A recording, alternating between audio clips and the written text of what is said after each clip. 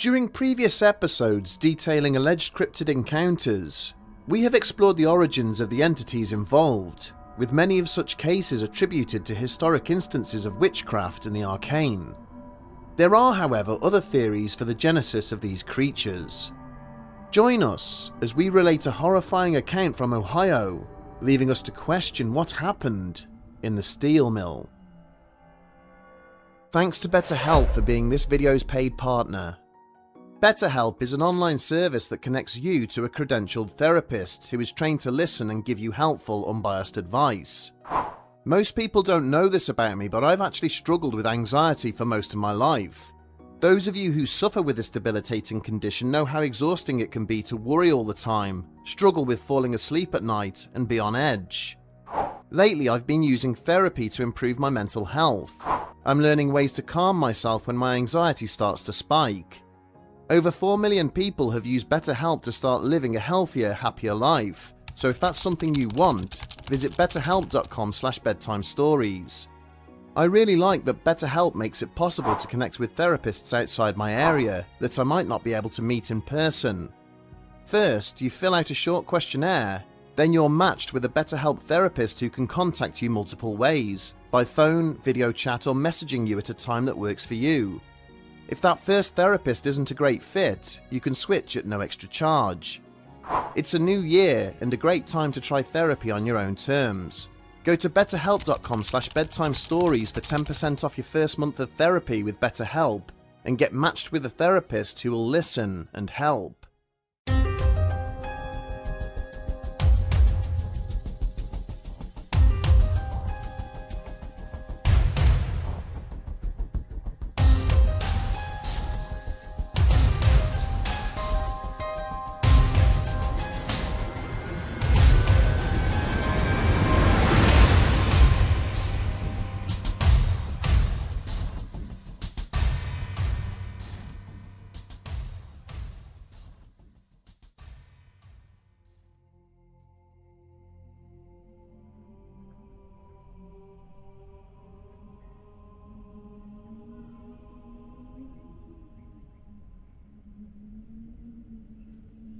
Cases of lycanthropy date back as far as ancient Greece, and can be found in the writings of cultures from all over the world. Werewolf attacks feature heavily in the sagas of Scandinavian folklore and arise repeatedly within the writings of medieval chroniclers. Such tales extend across the globe, arriving on the shores of the New World at the same time the European colonists set foot upon the North American continent.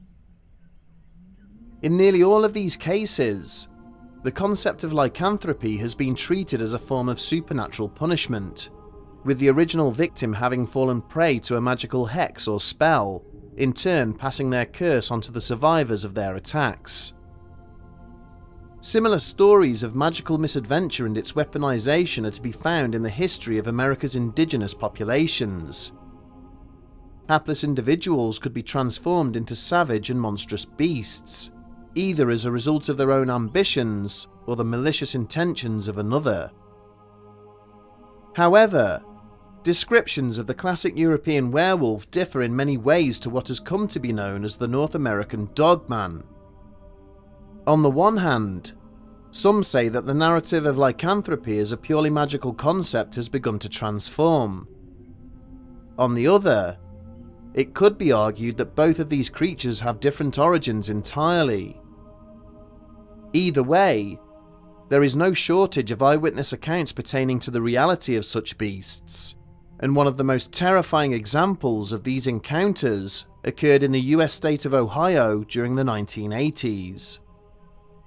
A small group of teenagers would have an unexpected run-in with a horrifying entity which would change their lives forever.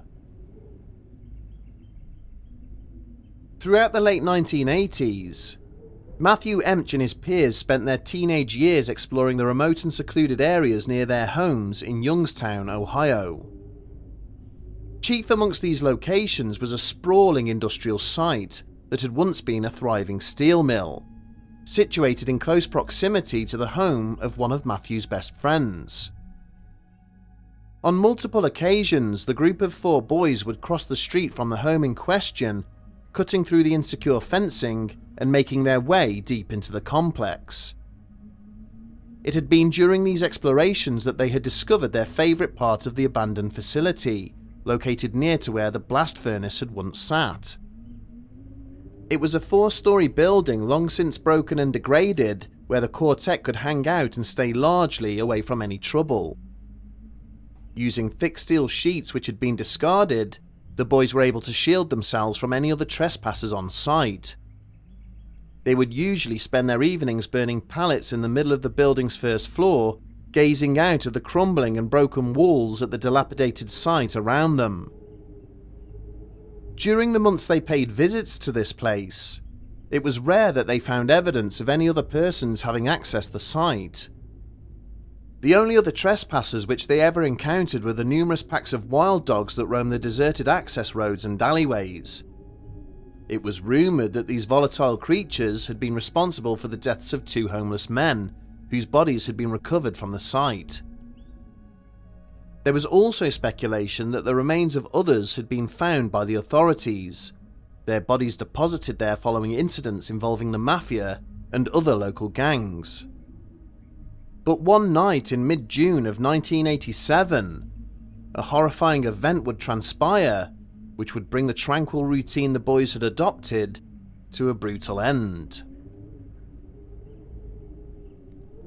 The evening had begun like any other they had spent at the location, with the boys assembled around a large fire, talking amongst themselves and eating various snacks.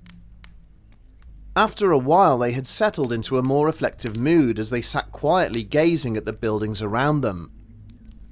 However, this relative silence was unexpectedly shattered by the sound of barking dogs as a pack of these animals shot into view, running at speed along the path immediately outside the building. They then turned sharply to the left, running up the slopes of one of the towering coke deposits, which stretched for hundreds of meters in either direction and disappeared over the crest. Moments later, the barking suddenly escalated into a series of deafening howls and yelps, with the 4 onlookers assuming that the animals were now fighting with one another or another pack of wild dogs. That was until one of the canines was suddenly pitched up and over the coke pile, roughly 15 feet in the air, before landing in a broken heap on the slope facing them.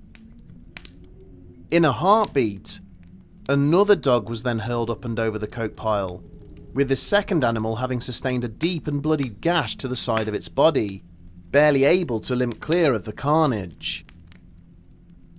The boys watched in growing confusion as what remained of the pack came hurtling back over the pile, fleeing for their lives from whatever was on the other side.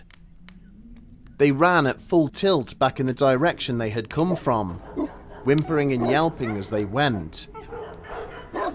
Matt and 2 of his friends followed their progress before they heard the 4th of their number say, "Guys, what is that?"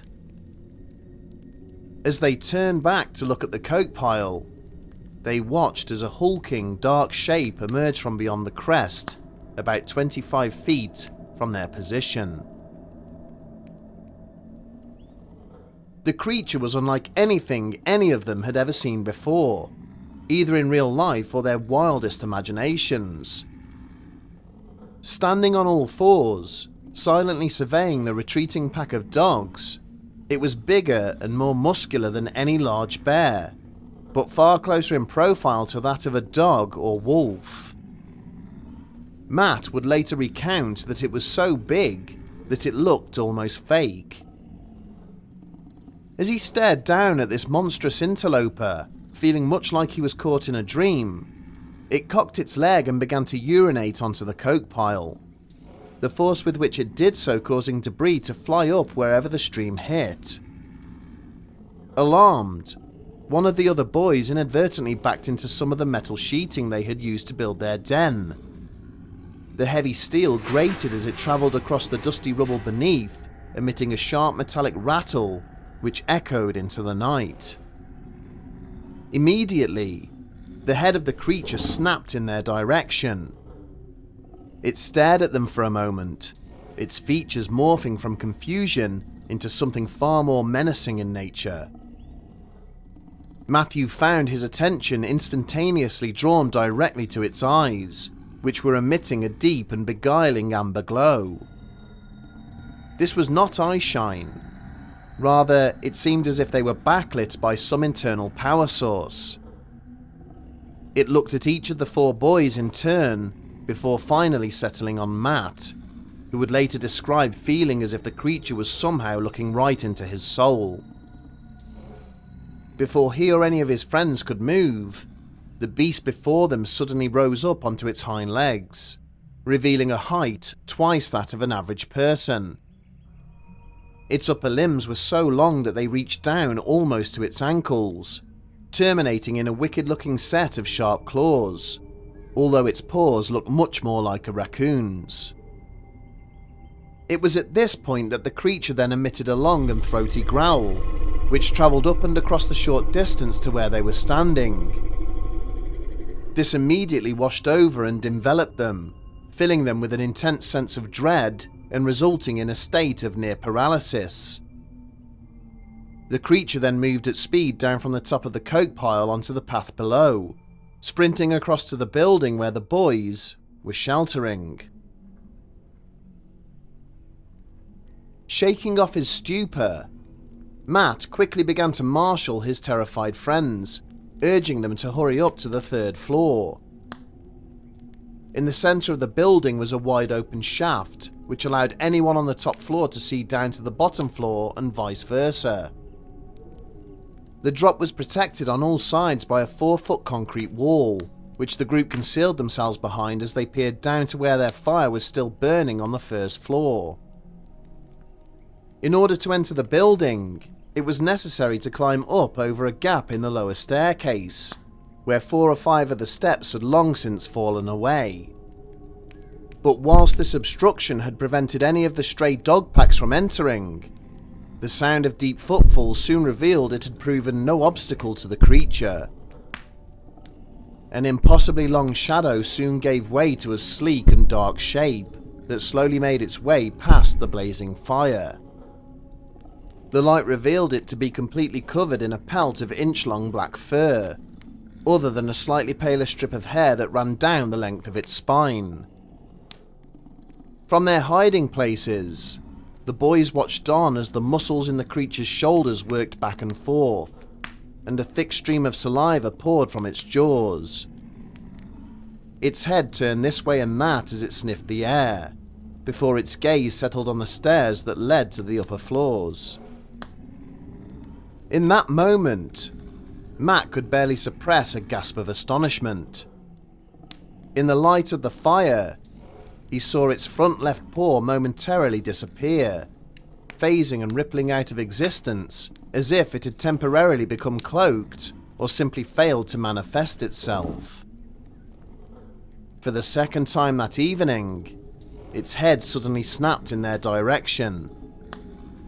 As it gazed up at them, it let out another growl, but this time it had less of an effect as they were partly shielded by the concrete wall.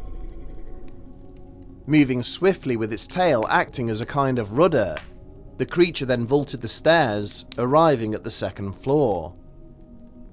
At that moment, seeing how quick and powerful its movements were, Matt realised that there was no way he and his friends would survive this encounter. It effortlessly leapt up the last set of stairs to the 3rd floor, and that's when it finally came face to face with the 4 youngsters. As it stood there regarding them from the top of the staircase no more than 15 feet away, it bared its teeth and took a step towards them. Suddenly, out of nowhere, there was a tremendous roar followed by a piercing shriek from outside, as a train thundered through the complex and blasted its horn. For a few precious seconds, its head shot back and forth between the boys and the passing train as if unsure how to proceed, until a second horn blast caused it to turn and run back down the stairs. Matt followed its progress, watching as the creature reached the last set of steps before exiting the building. The fleeing figure's body seemed to somehow lose all definition as it passed the threshold there, transforming into a shapeless black shadow as it disappeared from view. One of his friends immediately descended into utter panic, screaming and shouting for help as Matt and the others tried desperately to silence him. They would spend the next half an hour convincing the boy that to remain in the building would only increase the possibility of the creature returning, and that to run for home was the only alternative. Dragging their sobbing friend along with them, the three other boys hurried through the abandoned complex, stopping in terror at any slight sound or movement around them. They would eventually leave the site, and resolved not to speak of the incident until they had assembled all of their parents together, a conversation which took place several days later. Matt's mother had immediately been dismissive of the tale, accusing the youths of telling lies and warning them not to visit the site ever again. His father, however, had been more understanding. He felt that the four boys had genuinely believed what they had seen, and suggested that Matthew visit the local priest for guidance. To his surprise, the clergyman had listened patiently to the story before telling the boy that what he had encountered was likely a very real and highly dangerous manifestation. He went on to explain that there were evil forces that occasionally managed to make their way into our world, and that he and his friends had been lucky to escape. It was at this time that Matt came to believe it was an act of God that had saved his life and those of his friends, with their desperate prayers having been answered. The passing train driver had caught sight of their fire through the open walls of the building, sounding the train's horn in an effort to drive them off site, saving their lives in the process. Days later, upon speaking to one of the other boys whose father was a local police officer, Matt was stunned by what his friend had been told. The authorities had been aware that some sort of creature was frequenting the site, with the police having responded to a number of similar reports in the past. He was also told in no uncertain terms that if the boys ever trespassed there again, any opportunities of further education or a future sporting career would be denied. This led Matt and his friends to consider whether the bodies which had previously been discovered there had in fact been killed by roaming canines or something far more demonic. If they had not been saved by the passing train, what would have become of them? And would they have been listed simply as the victims of yet another wild dog attack? The trauma of that night's events would go on to deeply affect all of them, resulting in the need for counselling. It would also tragically lead to the premature deaths of two of Matt's friends. As he grew older, he resolved to uncover answers to the uncomfortable questions generated by this sinister incident. He took the time to research other alleged cryptid encounters, before becoming emboldened enough to reach out to those involved in similar events. Of particular interest to him were accounts involving cryptids which apparently fade in or out of existence, or seem to be able to cloak themselves in the presence of witnesses. This has led him to favour theories in which such creatures enter and depart our existence via portals, connecting wherever they reside to our own world, be they a form of spiritual or demonic entity, or the inhabitants of some neighbouring reality or dimension. This was a somewhat condensed version of Matt's story, which he related in an interview on the YouTube channel What Lurks Beneath. Although we have tried to include as much detail as possible, there are many nuances in Matt's personal retelling which we just couldn't replicate here, and for this reason, it's well worth listening to his own account. This experience would prove so traumatic to Matt and those with him that in later life he would devote a great deal of his time to researching and investigating cryptids of all shapes and sizes, and would eventually set up his own YouTube channel, Planet 412, which we will link in the description for anyone who wishes to check it out. While some may find this story far-fetched, he comes across as a genuine and compelling witness, and we're of the opinion that he and his friends undoubtedly saw something on that June evening back in 1987. What they saw might well be up for debate, but it was horrifying enough to change the course of all their lives. He is not the first and will most certainly not be the last person to report seeing these terrifying entities. There are many strange things happening in the world of late.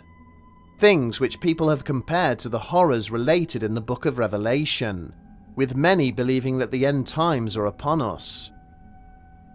Whilst this is not a religious channel, and we cannot attest to the veracity of drawing such parallels, the last book of the Bible does mention the many horrifying creatures that would be unleashed upon mankind in the final days. Could this be why sightings of these creatures not only show no signs of abating, but seem to be on the increase? Who really knows for sure?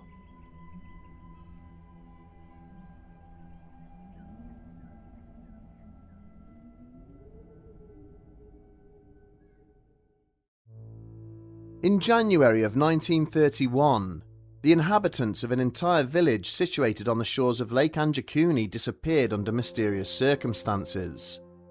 The Mounties who were dispatched to investigate knew nothing of the matter, other than a telegram received from the settlement some weeks prior, which spoke of blue lights and strange aircraft witnessed in the skies overhead. Also, during the 1970s, Chicago's northern districts were rocked by the brutal slaying of a local hospital therapist. The murder would eventually be solved by Chicago PD after a series of eerie events in which it appeared that the spirit of the deceased was attempting to guide the police in their investigations. Join us on the podcast in February for a timed exclusive episode relating two brand new stories: The Village That Vanished and A Voice from Beyond the Grave.